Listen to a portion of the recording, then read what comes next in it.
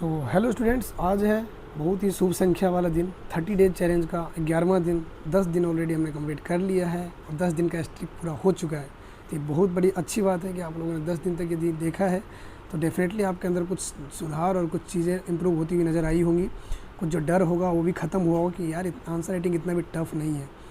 ठीक है, तो आज का जो हमारा मेंस आंसर राइटिंग है वो हमारा ज्योग्राफी का पार्ट है, जिसके अंदर हम देखेंगे ये क्वेश्चन। आप ये देखो, ये क्वेश्चन आपके स्क्रीन के ऊपर ये रहा, why does Bihar experience frequent flood.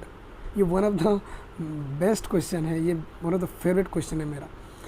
तो इस क्वेश्चन में भी हम देखेंगे किस तरीके से रिड्यूस ये वाला इस क्वेश्चन। तो फ्लड्स के बारे में बात करेंगे कि वाई डज, पहले तो ये लिखना है कि why Bihar experience so much flood. Okay, पहला चीज़ तो ये है, यदि वो लिख देंगे फिर हम लिखेंगे सजेस्ट मेजर्स, मतलब किस चीज़ से उसको रोका जा सकता है, उसके प्रभाव को कम किया जा सकता है। तो आज का वीडियो स्टार्ट करने से पहले आप लोग जो ये क्वेश्चन दिया है इसके ऊपर आप 30 सेकंड इसके ऊपर मंथन करो, गहन विचार करो, फिर आप लोग मेरे को बताना। जब मैं आंसर राइटिंग लिख लूँगा उसके बाद में आप लोगों ने बताओगे मेरे को कि सर इसमें ये चीज़ भी ऐड कर सकते थे, तो वो आप कमेंट सेक्शन में बता देना। इसके अलावा फिर आप क्वेश्चंस अपना जो नोटबुक है उसको उठाना है, आंसर राइटिंग करनी है। ये जो मेरा मॉडल आंसर राइटिंग मैं लिख रहा हूँ इसको आप मैच कराओगे और फिर उसको आप टेलीग्राम ग्रुप के अंदर डाल दोगे, जिसका लिंक मैंने डिस्क्रिप्शन में दे दिया है। तो चलिए आज की क्लास को हम स्टार्ट करते हैं without wasting any time. So why does Bihar experience frequent floods, that is the main thing. First of all we have to address this. तो पहले तो हम इंट्रोडक्शन वाला पार्ट लिखते हैं, बाकी चीज़ें उसमें हम डिस्कस करेंगे बॉडी वाले पार्ट में। तो इंट्रोडक्शन पहले हमारा बहुत ही कंसाइज और 2 से 3 लाइन का होना चाहिए। ठीक है, तो लिखते हैं हम, Bihar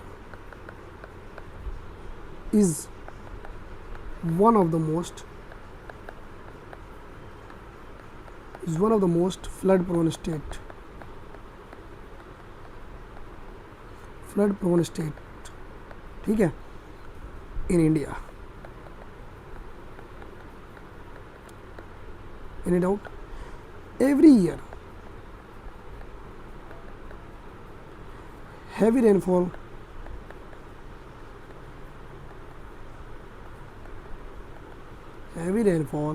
and overflowing of rivers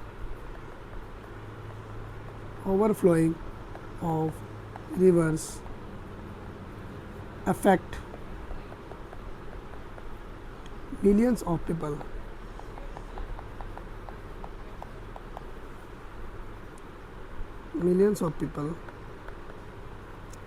causing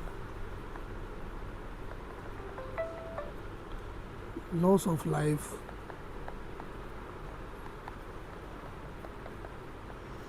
property and crops.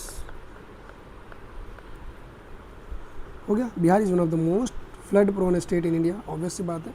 Every year heavy rainfall and overflowing of rivers affects millions of people, causing loss of life and property and crops. Okay, तो आई थिंक ये हमारा introduction वाला part है और ये हमारा हमने easy तरीके से इसको हमने लिख दिया। इसमें कुछ नया चीज़ मैंने ऐड नहीं किया है, ये चीज़ें आपने ऑलरेडी पढ़ी होगी, वही चीज़ें हैं, बस प्रेजेंट किया है इधर। तो आप भी ट्राई कर सकते हो, होगा 10 दिन में हमने काफ़ी। यहाँ पे हम क्या कर सकते हैं, यहाँ पे हम बिहार का स्टेट का वो डायग्राम बना सकते हैं। हम एक डायग्राम तो होना चाहिए, तो ये देखो हम डायग्राम बना सकते हैं। देखो मैं डायग्राम बनाने में थोड़ा कच्चा हूँ, ठीक है, एक रफ डायग्राम बनाना है तो कोई दिक्कत नहीं है। ठीक है, इसके अलावा अभी हम बात करेंगे इसमें, ये देखो ये हमारा बीच से यहाँ से बहती है कौन सी, गंगा नदी। दूसरे राइटिंग से कर देता हूँ उसको, तो देखिएगा ही नहीं। ठीक है, गंगा नदी हो गया, इधर काफ़ी सारे इधर जैसे सोन हो गया, पुन हो गया, है ना। ये तो ये हो गया साउथ बिहार हमारा, ये हो गया नॉर्थ बिहार। नॉर्थ बिहार जो है ज़्यादा फ्लड प्रोन रहता है, ठीक है, क्योंकि इधर क्या है, हिमालय है, इधर हिमालय है ना। यहाँ से काफ़ी सारी बात जैसे कोसी, गंडक, है ना, बूढ़ी गंडक, कमला, बागमती, है ना, ये सारी चीज़ें इसको आप मेंशन कर सकते हो। ये बीच में जो है ये गंगा रिवर, इस तरीके से आप लिख सकते हो, मेंशन कर सकते हो। मेरा डायग्राम बनाने में थोड़ा सा मैं कच्चा हूँ भाई, इसके लिए मैं सॉरी, बहुत ठीक है, क्षमा चाहता हूँ। चलिए अब हम बात करेंगे कौन सा, जो हमारा इंट्रोडक्शन पार्ट हो गया बॉडी वाले पार्ट में। अब जो भी चीज़ें बोला गया वो सब हम लिख देंगे। तो उसमें हमें क्या बोला गया है, क्वेश्चन देखो, why are the Bihar experience, मतलब क्यों, पहले तो हम रीजन लिखेंगे क्यों होता है बिहार में बाढ़ इतनी सारी। दूसरा हम फिर लिखेंगे कि उसके मेजर्स, वो सारी चीज़ें हम इसमें एड्रेस करेंगे। चलो, so without wasting any time let's get start. अब यहाँ पे हम लिख सकते हैं वैसे कि regions,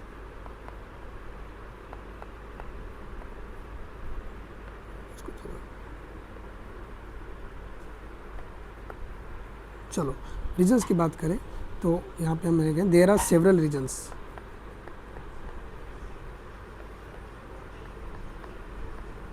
there are several regions for frequent floods, sorry हो नहीं रहा है, for there are several regions for frequent floods in Bihar.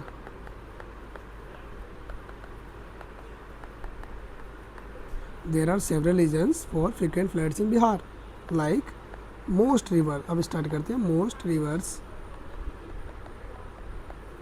Such as, नाम लिख देते हैं खुद थोड़े बहुत, कोसी, गंडक, बागमती, बूढ़ी गंडक,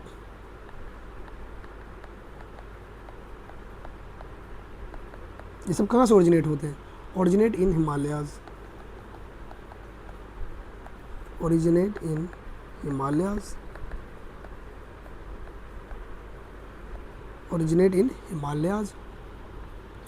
और ओरिजिनेट होते हैं तो एक तो ओवरफ्लो होता ही है रिवर, क्योंकि इतने पहाड़, इतने ऊंचाई से भी पानी गिरेगा तो ऑब्वियस सी बात है ना, इतना सारा मतलब डिस्ट्रक्शन लेके आएगा अपने साथ। इसके साथ साथ जो काफ़ी सारी मिट्टी लेके आता है, जिसकी वजह से जो तली है ना, तली में वो जम जाता है और नदी जो है वो गहराई, उसका गहराई कम हो जाती है, जिसकी वजह से पानी ऊपर की तरफ फैल जाता है, बाढ़ का कारण बनता है।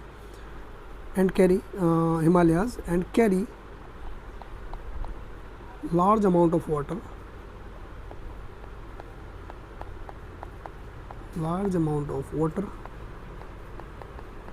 एंड सिल्ट,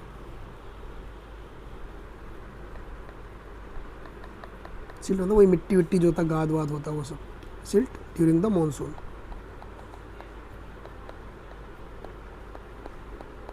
एक तो ये रीज़न हो गया है ना। अब अभी इसको हम काफ़ी रीजन्स को एक साथ हम कंसोलिडेट कर देते हैं, जैसे कि हेवी रेनफॉल,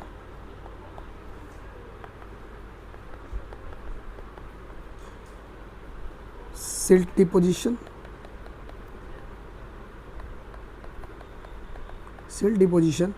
पुअर ड्रेनेज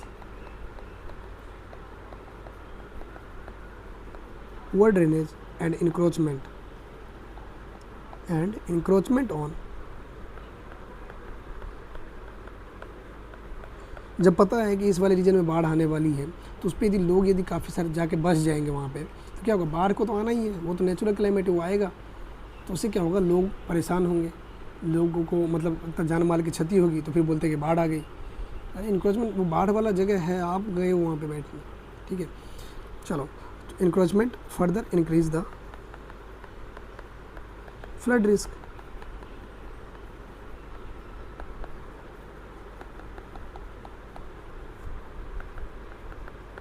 एक अर्बन फ्लडिंग करके एक कॉन्सेप्ट है, जिसमें क्या होता है, जो नाला वगैरह है ना, पुअर ड्रेनेज की बात है ना, नाला वगैरह के अंदर जैसे नाले की सफाई अच्छे से नहीं हुई, अंदर कूड़ा कचरा जमा हुआ है, तो जो पानी है बाहर आ जाता है, और जो बारिश के टाइम में जो बाहर का पानी अंदर जाना होता है वो नहीं जा पाता है, जिसकी वजह से फ्लडिंग हो जाती है, ठीक है, अर्बन एरियाज़ में। तो चलो, इसमें हमने लिख दिया कि क्यों होती है, रीजन्स लिख दिया हमने। अब हम इसके मेजर्स लिखेंगे, मेजर्स लिख देते हैं, मतलब क्या क्या हमें क्या बोलते हैं उसको, सावधानियां बरतनी है, ठीक है। तो अभी हम लिखते हैं the impact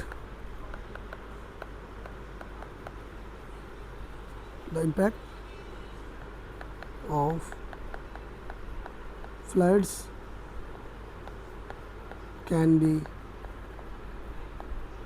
can be reduced by strengthening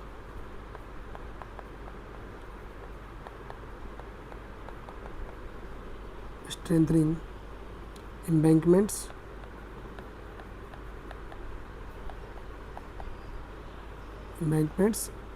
improving drainage system,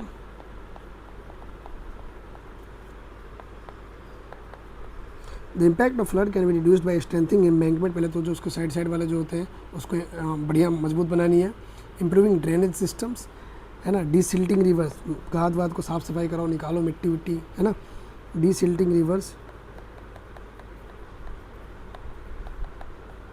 desilting reverse, afforestation, promoting afforestation,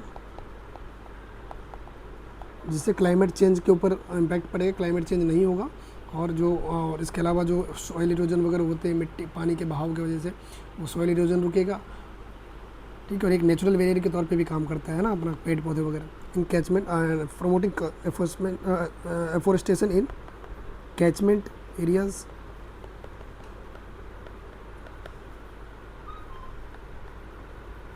catchment areas and developing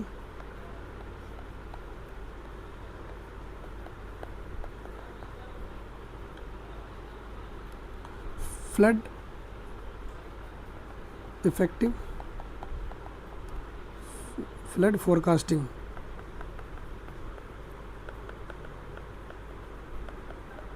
मतलब उससे पहले ही पता चल जाए, वेदर फोरकास्टिंग होता है ना कि पहले से पता है बारिश आने वाली है बहुत ज़्यादा, तो flood forecasting and early warning, यदि आ गया है तो उसके लिए अर्ली वार्निंग सिस्टम होनी चाहिए, हुटर्स वगैरह ये सब लगे होने चाहिए। ऐसा मतलब SMS वगैरह होना चाहिए कि लोगों तक जल्दी से जल्दी पहुंच जाए ताकि लोग अपने सुरक्षित स्थानों पे पहुंच सके, ठीक है। And early warning system, and early warning system, public awareness बहुत ज़रूरी है, पब्लिक अवेयरनेस बहुत ज़रूरी है। नहीं तो क्या होता है, लोग बोलेंगे नहीं ये हमारा पुराना घर है, हमारे दादा दादी इसमें रहते थे, नाना नानी रहते थे, हमें यहीं पे इसको छोड़ के हम नहीं जाएंगे कहीं, उससे क्या होगा, जान माल की हानि होगी, बाढ़ आएगा बह के चले जाओगे। Public awareness and better disaster management, ये गवर्नमेंट की रिस्पॉन्सिबिलिटी है। एंड बेटर डिजास्टर मैनेजमेंट, जैसे NDRF SDRF इन सबको तैनात करके रखना, ठीक है। ये गवर्नमेंट रिहेबिलेशन प्रोग्राम वगैरह अच्छे से चलाना ताकि जिनको जो क्षति वगैरह हो उनकी क्षतिपूर्ति की जा सके, ठीक है। लॉसेस को मैनेज किया जा सकते हैं, है ना। Management also help reduce losses. अब देखो क्या क्या था इसका इम्पैक्ट, किसको कैसे कैसे कर सकते हैं। पहले तो एम्बैंकमेंट को स्ट्रेंथन करेंगे, ड्रेनेज सिस्टम को इम्प्रूव करेंगे, ठीक है। डीसिल्टिंग ऑफ रिवर, गाद वाद निकालेंगे, एफोरेस्टेशन वगैरह होगा कैचमेंट एरिया में। And developing effective flood forecasting, बाढ़ आने वाली है भाई तो बता दो पहले से, फोरकास्टिंग इतनी बारिश होगी तो बाढ़ आएगा, इस तरीके से है। अर्ली वार्निंग सिस्टम को इंस्टॉल करना है, इधर ये SMS के थ्रू हो सकता है, हुटर के थ्रू हो सकता है, साइरेंस के थ्रू हो सकता है, दैट वो डिपेंड करता है अथॉरिटी पे। पब्लिक अवेयरनेस बहुत ज़रूरी है।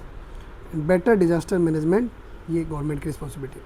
तो इस तरीके से हम जो है ये देखो आंसर राइटिंग किया हमने। अब देखो धीरे धीरे हमारा आंसर का क्वालिटी जो है बढ़ रहा है, मतलब जो स्टार्टिंग का जो हमारा आंसर राइटिंग था उसमें हम ये चीज़ें नहीं ऐड करते थे ना, मैप ऐड किया, मैप ये भी पूरा नहीं लिखा है मैंने, बट आप लोग अच्छे से लिख सकते हो उसको। इसके अलावा हमने फिर हाईलाइटिंग वगैरह किया है, देखो अलग अलग दो चीज़ों को हम आंसर में दिखा रहे हैं। तो धीरे धीरे हमारा ऐसे इंप्रूवमेंट होगा और आपका डर जो है प्रेजेंटेशन से वो ख़त्म होगा। तो आज का जो क्लास है इसके अंदर अभी हमारा बस क्या बोलते हैं फाइनल कंक्लूजन वाला पार्ट बचा हुआ है बस, तो उसको भी हम कंप्लीट करते हैं फटाफट से और फिर चलते हैं फिर। सो thus a combination of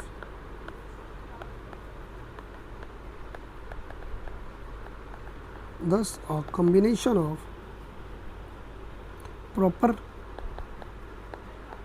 river management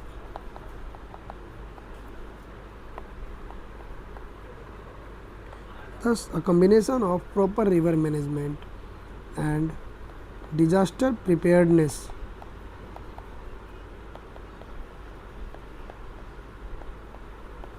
and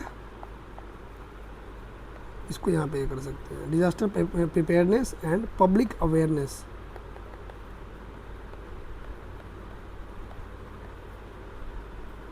is essential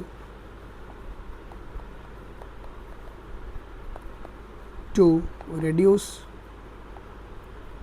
the impact of flood in Bihar. That's it, इतना ही है। तो ये था हमारा आज का आंसर राइटिंग डे 11। डे 11 में हमने ये देखा कि किस तरीके से जो है बिहार में का फ्लड आता है, क्यों आता है और उसकी कैसे रोकथाम किया जा सकता है। ये हमारा इंट्रोडक्शन पार्ट था। इसमें हमने एक छोटा सा डायग्राम बना दिया। आप लोग चाहो तो इसको और अच्छे से रिफाइन करके बना सकते हो। मैं आंसर राइटिंग मैं क्या बोलते हैं, मेरा जो मैपिंग और ये जो डायग्राम वगैरह वाला पार्ट है वो वीक है। चलो फिर इसके अलावा हमने रीजन्स को आइडेंटिफाई किया, मेजर्स हमने बताए क्या क्या चीज़ें हैं। इसके बाद मैंने कंक्लूजन लिख के क्वेश्चन को वाइंड अप किया और आंसर को कंप्लीट कर लिया। तो इस तरीके था क्या, ये था हमारा 11वां दिन चैलेंज ऑफ 30 डेज चैलेंज का। तो आज के लिए इतना ही। वीडियो यदि लग रहा हो कि अच्छा बनाया है, कुछ इफेक्टिव है, कुछ काम का है, कुछ आपके काम आ रहा हो, तो ज़रूर से इसको लाइक करें और दोस्तों के साथ शेयर करें। कोई ज़बरदस्ती नहीं है, अच्छा लगे तो ही करना है। ठीक है, तब तक के लिए बाय बाय, टेक केयर।